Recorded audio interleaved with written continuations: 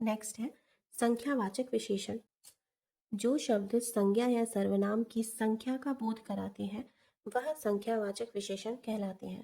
ठीक है, जैसे हम बात करते हैं ना कि मेरे पास 3 पेंसिल्स हैं या मेरे पास 2 किताबें हैं, तो ऐसे सेंटेंसेस जो है ना वो संख्यावाचक विशेषण के अंतर्गत आएगा।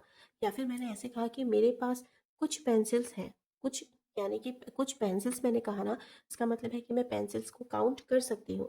तो ऐसी चीज़ें या ऐसे सेंटेंसेस संख्यावाचक विशेषण के अंतर्गत आते हैं। ठीक है, फॉर एग्जाम्पल्स 5, अगर मैं किसी चीज़ के बारे में कहती हूँ कि वह 5 है, या मेरे पास 5 रुपए है, या मैंने कल तुम्हें 5 कलम दी थी, तो वो संख्यावाचक विशेषण के अंतर्गत आएगा। अब यहाँ पे निश्चित क्यों लिखा गया है, क्योंकि संख्यावाचक विशेषण के भी 2 प्रकार होते हैं, एक निश्चित और दूसरा अनिश्चित। निश्चित का मतलब है फिक्स, श्योर, और अनिश्चित का मतलब है कुछ ऐसे नंबर्स जिसको हम या तो काउंट नहीं कर सकते या उस बारे में हम श्योर नहीं है।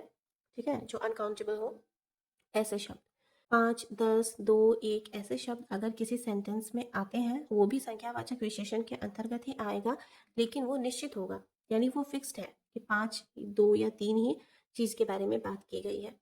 और कभी कभी ऐसे शब्द व्यवहार किए जाते हैं जैसे कुछ, पहला, दूसरा आदि। ऐसे शब्द यूज किए जाते हैं जो कि अनिश्चित होते हैं, लेकिन फिर भी उसको हम संख्यावाचक विशेषण के अंतर्गत ही लेते हैं। ठीक है, अच्छा एग्जाम्पल्स के थ्रू मैं आपको समझाती हूँ। मैदान में 4 पेड़ है, यानी हमने काउंट किया है कि मैदान में या फील्ड में 4 पेड़ है। ठीक है, मुझे थोड़ा पानी चाहिए। थोड़ा यानी यहाँ पे भी क्वांटिटी के बारे में ही बात की गई है, तो ये भी संख्यावाचक विशेषण के अंतर्गत आएगा। कक्षा में कुछ बच्चे शोर मचा रहे हैं। कुछ यानी बच्चे तो हैं, लेकिन कितने हैं हमको पता नहीं, इसलिए हमने कुछ लिख दिया। ठीक है, बट आएगा ये संख्यावाचक विशेषण के अंतर्गत ही। हर आम की कीमत 20 रुपए थी। हर आम यानी हर एक आम की कीमत 20 रुपए है।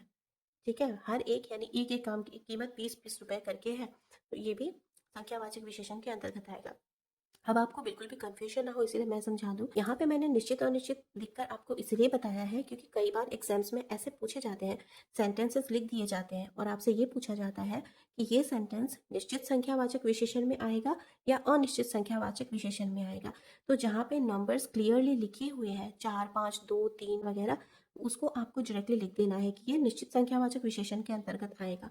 और जहाँ पर थोड़ा, ज़्यादा, बहुत, कुछ ऐसे वर्ड्स यूज़ किए गए हैं बट वो संख्यावाचक विशेषण के अंतर्गत आते हैं, तो वहाँ पे आपको समझ जाना है कि ये सेंटेंस अनिश्चित संख्यावाचक विशेषण में आएगा। ठीक है, बस यही समझना है आपको इससे। बाकी यहाँ पे आपको लिखने या नहीं लिखने से कोई भी कुछ भी मैटर नहीं करता। ओके।